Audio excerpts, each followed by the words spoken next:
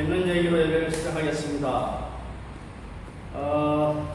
주일학교에서 5살 난 꼬마아이가 아주 기뻐하면서 그림을 그리고 있었어요. 그래서 주일학교 선생님이 애야 무엇을 그리고 있냐? 라고 물어보니까 그 꼬마아이, 예쁜 꼬마 여자아이가 하나님을 그리고 있어요. 그러니까 주일학교 선생님이 애야 그러나 지금까지 하나님을 본 사람은 아무도 없단다. 하나님이 어떻게 생겼는지도 모르고 우리가 하나님을 본 사람이 아무도 없단다.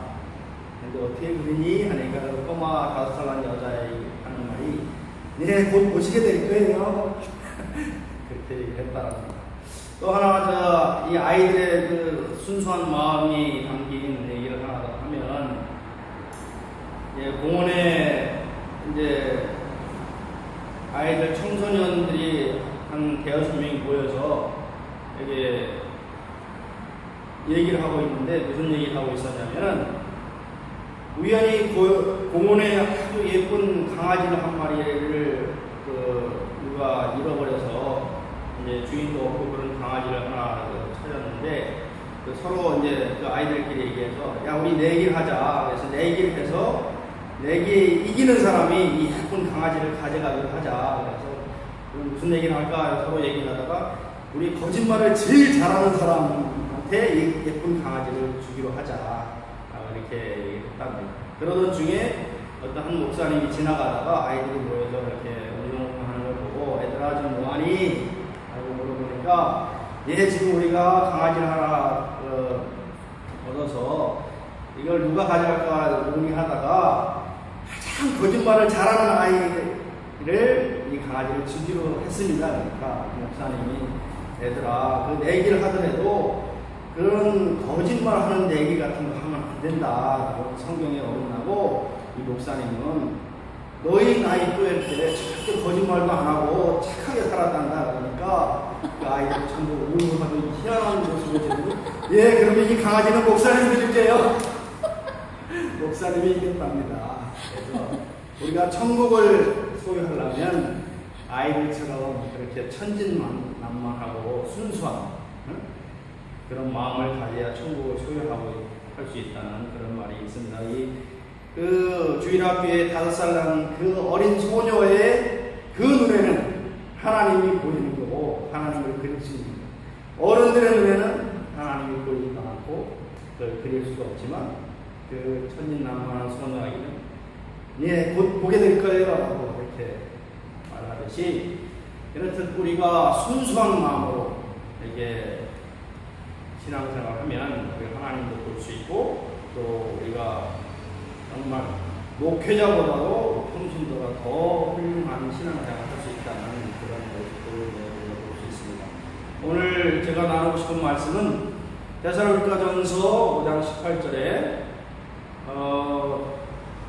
항상 기뻐하라 쉬지 말고 기도하라 범사에 감사하라 이는 그리스도 예수 안에서 너희를 향한 하나님의 뜻이니라 라는 말씀을 가지고 은혜를 나누고자 합니다. 첫 번째로 항상 기뻐하라. 이 말씀은 어떤 말씀이냐면 우리가 기분 좋을 때, 일이 잘 될 때, 무슨 행복한 일이 있을 때만 기뻐하라는 말씀이 아닙니다. 그 말씀은 뭐냐면 우리가 행복하고 기쁠 때나 아니면 어떤 낙심되고 실패하고 좌절했을 때라도 너희는 항상 기뻐하라 라는 말씀입니다. 왜냐하면 이것은 어느 한순간에 기뻐하라는 어떤 사건적인 얘기가 아니라 영어로 말하면 ongoing process 매 시간 진행되어야 되는 하나님의 뜻인 것입니다. 우리는 매 순간 기뻐하라는 것입니다. 그래서 이것을 평생 매 순간마다 기뻐함을 가져라 라는 그 하나님의 뜻이라는 것을 우리가 이해를 해야 됩니다. 우리가 삶을 살다 보면은 이게 굴곡이 있어서 어떤 때는 기쁘고 행복하고 좋은 일이 있다가 어떤 때는 낙심되고 좌절되는 일이 있어서 그 낙심되고 좌절되는 일이 있을 때는 우리는 전부 낙심하고 기분이 침체되고 아주 좌절되는 그런 모습이 보이는데, 그럴 때마다 우리가 우리 자신들을 다시 세워서 기쁜 마음으로 가져야 된다는 거죠. 예를 들어서 우리가 어린아이들이 그 얼른 고무풍선을 유원지 같은 데서 이제 사잖아요. 그러면 기쁘게 가지고 놀고, 그 당시에는 고무풍선을 가지고 놀다가 놓치면 하늘로 올라가지 않습니까? 이제 고무풍선을 사가지고 와서 집안에 보관하고 있는데, 통상 한 3, 4일 지나면 고무풍선이 산소가 다 빠져가지고 점점 쭈글쭈글해지고 기운이 빠져버립니다. 그게 바로 우리의 평상시의 모습과도 같은 그런 상황입니다. 그럴 때마다 우리가 어떻게 하면 그 고무풍선에 산소만 다시 집어넣어주면 그것이 고무풍선이 다시 부풀어져서 힘차게 위로 떠오를 수 있는 것과 같이, 우리의 마음이 낙심되고 침체될 때는 다시 산소를 불어넣어줘서 기쁘게 그 마음을 만들어야 돼요. 그러면 성경에는 그 기쁘게 만드는 방법을 어떻게 얘기했습니까? 에베소서 5장 8절에 보면 이렇게 말씀하셨습니다. 너희는 성령 충만함을 받으라. 그리고 그 성령 충만함을 받는 방법을 그 밑에 절에 어떻게 설명했냐면, 시와 찬미와 아름다운 노래로 찬양을 하며 하나님께 경배하고 하나님께 기쁨을 올려드려라. 이렇게 말씀을 하고 계십니다. 그래서 우리가 이 축 처진 고무풍선에 새로운 산소를 불어넣어 주는 것은 성령 충만하고, 그 성령 충만한 가운데서 그의 방법으로 항상 찬양하는 삶을 살 때 우리가 그 기쁨을 항상 유지할 수 있는 것입니다. 그러면 성령 충만하게 되고, 그것이 마치 고무풍선에 산소가 새로 주입돼서 올라가는 것 같은 그러한 늘 기쁜 마음을 갖게 되는 것입니다. 우리가 그러면 어떻게 매일매일 기쁜 삶을 살 수 있습니까? 우리가 아침에 일어나자마자 큰 소리가 아니더라도 찬양하고 기쁜 마음으로 자기가 좋아하는 찬송을 하고, 또 아침에 출근하기 전에 나갈 때도 샤워하면서도 찬송하고, 운전해서 직장을 나갈 때도 좋은 찬양의 CD를 틀고 그걸 들으면서 찬양하면서 기쁘게 나간다면, 만일 교통체증이 있어서 엄청나게 막히는 상황에서도 기쁨의 찬송을 들을 수 있다면 그 기쁜 마음이 그 하루 종일 유지될 수 있을 것입니다. 그러나 그런 것을 하지 않고 그냥 바로 그런 교통체증에 막혀서 불평불만을 한다거나, 또 직장 상사에게 가가지고 또 직장의 분위기나 이런 걸 봐서 그 분위기에 침체되버리는 것을 한다면 기쁨을 유지할 수 없습니다. 그래서 항상 일할 때도 찬송하고 찬양하고 모든 것을 기쁨으로 하는 그러한 것이 하나님이 우리를 향한 하나님의 뜻이다. 그래서 제 아버님 얘기를 하자면, 아버님은 이제 신앙생활 오래 하셨는데 늘 집안에서 찬양을 하세요. 찬양을 막 하시면 어머니께서 제발 좀 그만하라고, 시끄럽다고. 나 지금 기뻐서 찬양하는 거라고 그러면 어머니께서 그게 무슨 찬양하냐고, 연속곡 주제곡이지 이러면서, 그래도 아버님께서는 내가 찬양하는 마음으로 찬양을 한다 이러면서 늘 기쁘게 사는 그 모습을 보이고 있습니다. 그래서 우리가 삶을 사는 동안에 여러 어려운 일이 없을 수가 없습니다. 다 굴곡이 있고 어려운 일이 있지만은 그때마다 우리가 찬양으로 하나님께 다시 올려드리면 다시 마음의 기쁨을 되찾을 수 있는 것입니다. 얼마 전에 제가 외국에 있을 때 차를 운전하면서 음악을 딱 틀으니까 그 음악 팝송이 나오는데 무슨 노래가 나오냐면 영어로 You are no good, you no good, you no good, baby you no good 이런 음악이 나옵니다. 그래서 그런 음악을 들으면 You no good이라는 너는 아주 안 좋은 아이다 이런 얘기를 듣때, 그런 음악이 세상에 엄청 많습니다. 그러나 그런 음악을 들으면 사람들이 더 침체되고, 그런 음악을 듣지 않고 살아도 우리가 바쁜 일정인데 우리를 낙담시키는 그런 음악을 들을 필요는 없다. 그래서 항상 찬양을 틀고 찬양으로 기쁨을 회복하고, 그렇게 기쁨을 회복했을 때 만사가 다 풀리게 된다. 그래서 홀리데이인이라는 그 유명한 그 호텔 체인업 하는 그 회사에서 이제 직원을 채용할 때는 거기 수만 명의 직원들이 오는데, 채용 시험을 볼 때 쭉 이제 모니터하고 CCTV로 다 기록을 하고 하는데, 채용 그 면접 기간 중에 4번을 웃지 않는 사람은 무조건 탈락시킨다고 해요. 그만큼 이 서비스업에서는 웃음이 중요하다. 그래서 이 본인이 기쁘게 생활하면 그 기쁜 마음이 다른 사람들에게도 전파가 되고 주변에 영향도 미쳐서 그 다른 사람도 즐겁게 하고 본인의 일도 기쁘게 되는, 성공하게 되는, 그리고 사업을 할 때도 활짝 웃으면서 기쁘게 하는 사람하고 늘 침체돼가지고 이게 뭐 실패한 사람처럼 이렇게 좌절을 하고 그런 표정을 짓는 사람의 성공률이 확실하게 틀리답니다.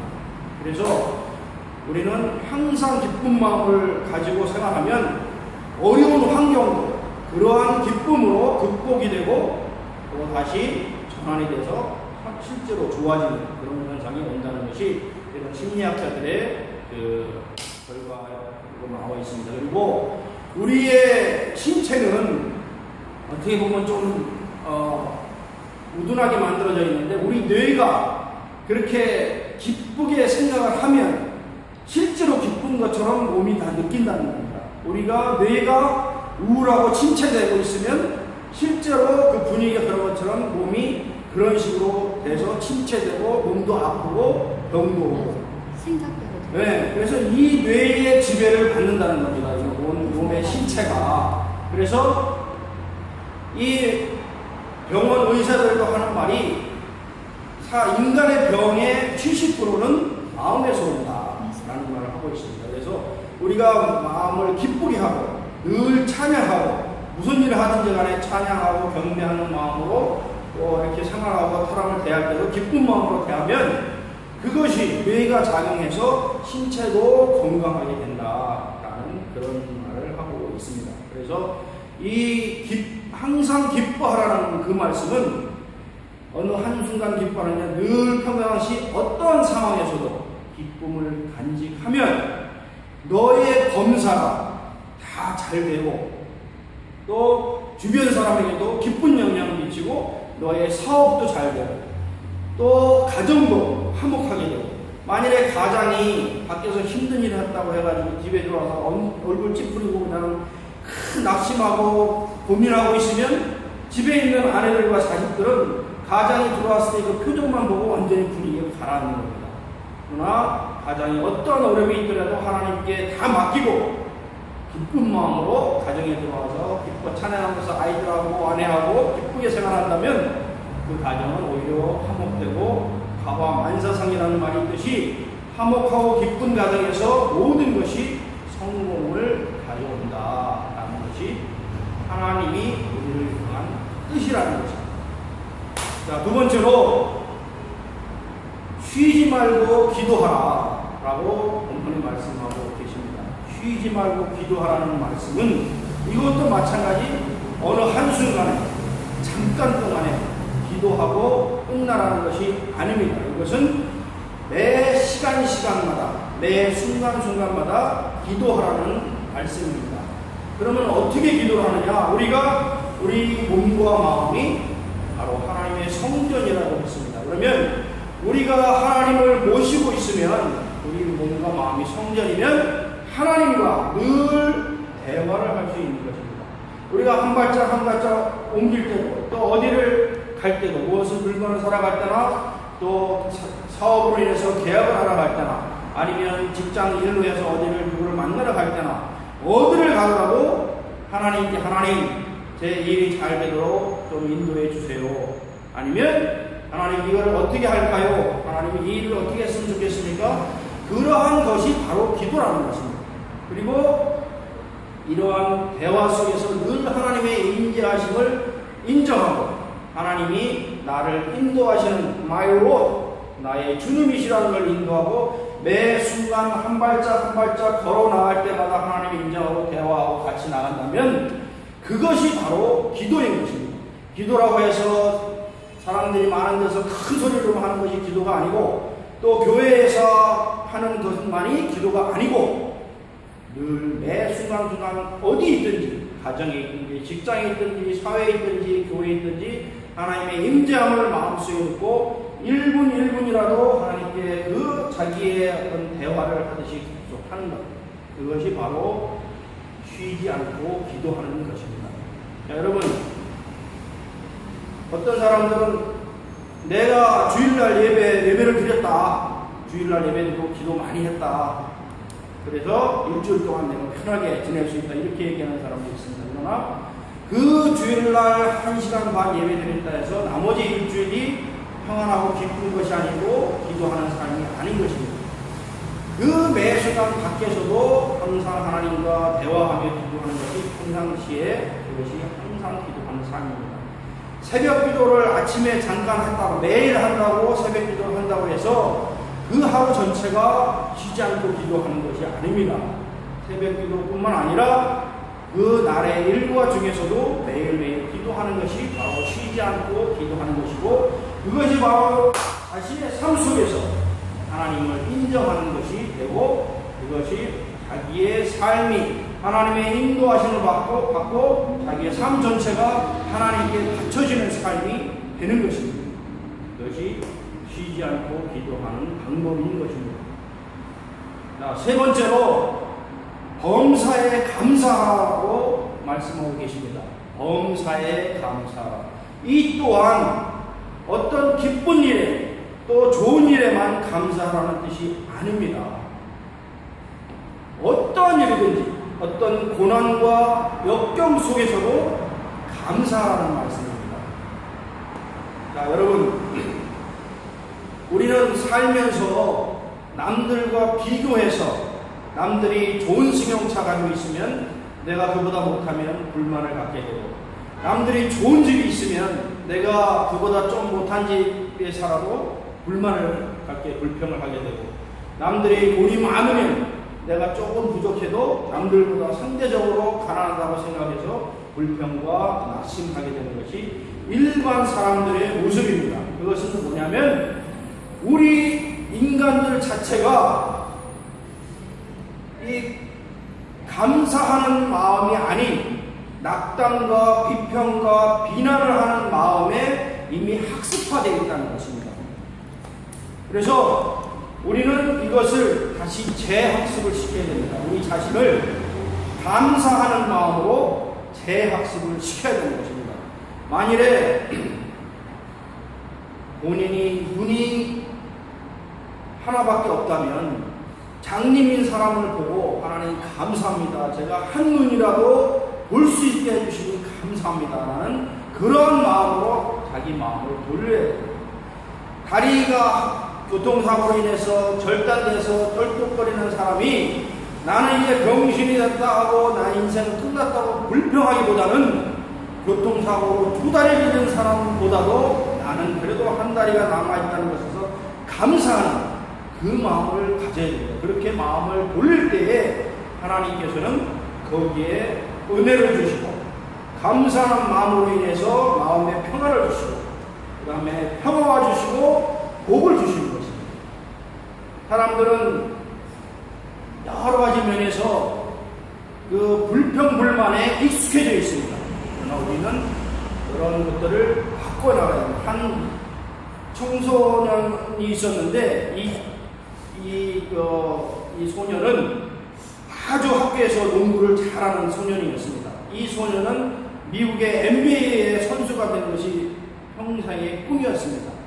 이 소년이 그런 어느 날 갑자기 농구 연습을 하다가 무릎이 아파서 병원에 가보니까 그 선수는 학교에서는 아주 그야말로 NBA에 갈 수 있는 유망주였는데 병원 의사가 하는 말이 이 무릎에 그 암 종양이 생겨서 그 종양 때문에 너는 다리를 절단해야 되고 더 이상 농구선수 생활을 할 수가 없다. 이런 진단을 내렸습니다.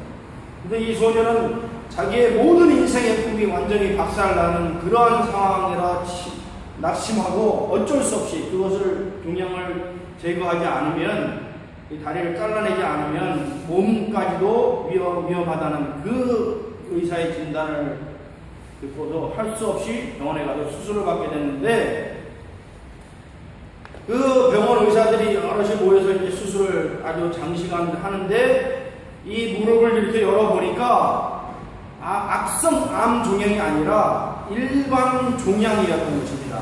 그것을 이제 사진이 거의 비슷하게 나와서, 그런데 실제로 열어보니까 일반 종양이어서 결국은 다리를 자르지 않고 그 종양만 떼어내고 다시 봉합해서 걷는데, 운동하는데 전혀 이상이 없이 다시 회복이 됐습니다. 근데 이 소녀는 병원에서 이제 마취돼서 누워있다가 딱 마취가 수술이 끝나고 마취 딱 깨는 상황에서 이제 자기는 다리 하나가 없을 것이라고 생각하고 눈물 흘리면서 이렇게 있는데, 보니까 깨어나 보니까 자기 다리가 있는 것입니다. 그리고 의사 선생님들이 이것이 악성 암 종양이 아니라 일반 종양이라 그것만 떼어냈고 너는 선수 생활을 할 수 있다. 이렇게 얘기하니까 이 소녀는 너무나 감사해서, 너무나 기뻐해서 그때부터는 매일매일 아침에 일어나자마자 하나님 감사합니다. 저에게 두 다리를 주셔서 감사합니다. 감사합니다. 매일매일 감사의 기도를 드렸다는 것입니다. 이 소녀는 그전에는 그 감사하는 그런 마음이 없었는데, 그러한 고난을 겪은 이후에는 정말 감사하는 그런 마음을 가졌다는 것입니다. 그리고 내가 아는 한 장년분인 남자 집사님은 어느 날 갑자기 아주 멀쩡하고 건강하던 분이 갑자기 고속도로에서 타이어 뻥꾸난 것을 고치다가 술 취한 취객 음주운전자가 이 다리를 차에 치고 도망가는 바람에 다리 한쪽이 으스러져가지고 다리 한쪽을 잃었습니다.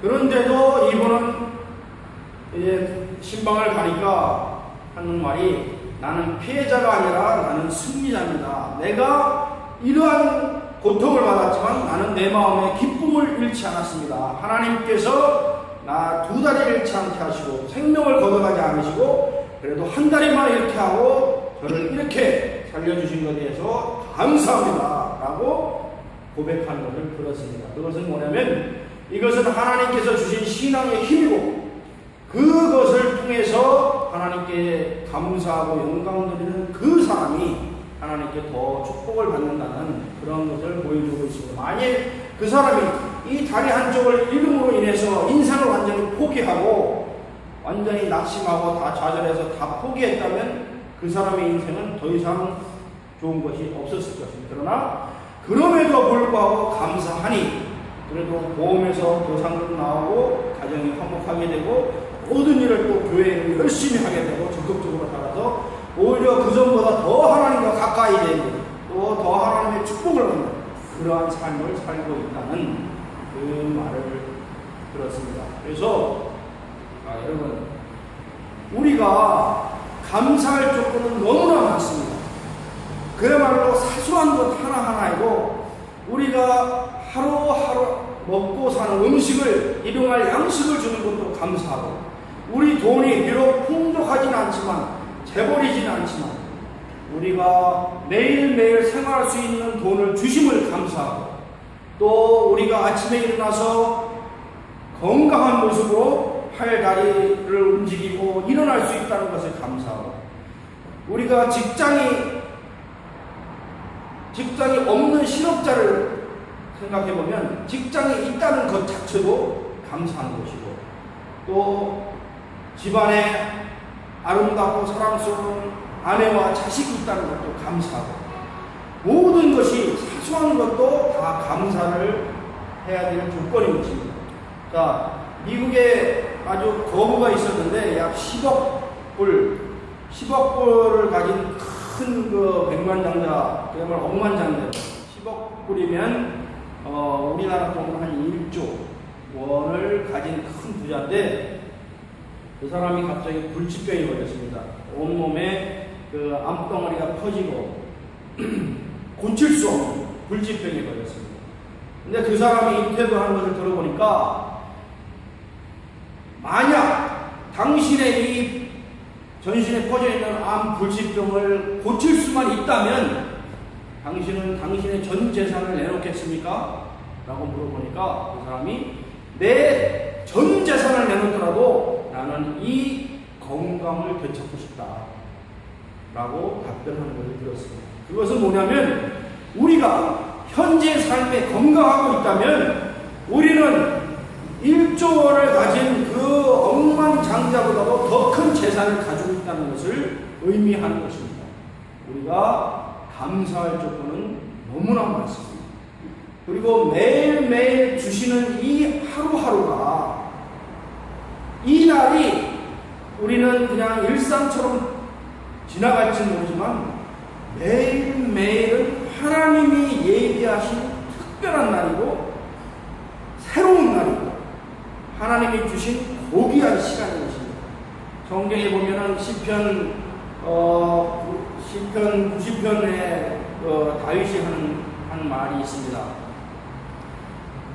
이 날을 계수하게 하소서. 인생은 너무나 속히 지나가나이다. 우리로 이 날을 계수하게 하소서라는 다윗의 고백이 있는데 그 말은 뭐냐면 우리 인생이 너무나 짧다는 것입니다. 우리 인생은 정말 화살과 같이 지나가고 우리가 되돌아보면 우리가 50평생을 살았다 보면 앞으로 남은 인생이 50년이라고 친다면 50평생이 딱 뒤돌아봤을 때 눈 깜짝할 사이에 지나간 것처럼 나머지 40평생, 50평생도 우리가 그냥 허송세를 한다면 눈 깜빡할 정도로 그냥 지나가 버린다는 것입니다.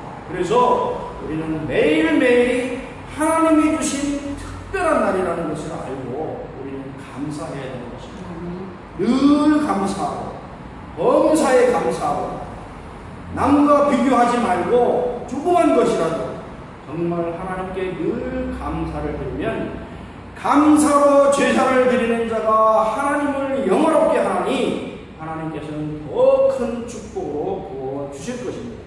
그래서 우리의 삶 속에 항상 기뻐하는 삶, 잠깐 기뻐하는 것이 아니라 매 순간 기뻐하는 삶, 그리고 쉬지 않고 기도하는 삶, 어떤 필요할 때만 잠깐 기도하는 것이 아니라 내 마음속에 모신 하나님과 늘 대화하면서 기도하는 그러한 삶, 그리고 찬양은 곡조 있는 기도라고 말씀을 드렸듯이 찬양으로 기쁘게 하나님께 찬양드리고 기쁨을 드리는 그것이 우리의 신앙인의 자세고, 범사에 감사하는 것, 어떤 좋은 것 충분히 주시는 것만 감사하는 것이 아니라 매일 새롭게 주시는 이 하루에도 감사하고, 하루 아침에 건강하게 일어나는 이것도 감사하고, 내 손발이 다 있고 시력이 좋고 귀가 잘 들리는 이것조차도 감사하고,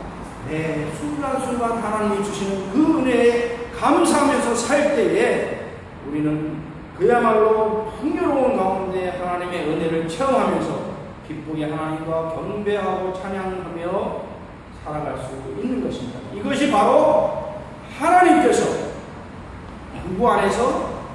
그리스도 예수 안에서 우리를 향하신 하나님의 뜻인 것입니다. 그래서 우리는 이 뜻을 분명히 알고 성도로서 항상 기뻐하고 쉬지 않고 기도하고 범사에 감사하는 이 삶을 살 때에 우리는 성령 충만해서 늘 성공하고 기쁨과 행복과 축복 가운데 사는 삶이 될 것입니다. 모든 분들이 기쁘고 행복한 삶을 사시기를 주님의 이름으로 축원합니다. 기도드리겠습니다.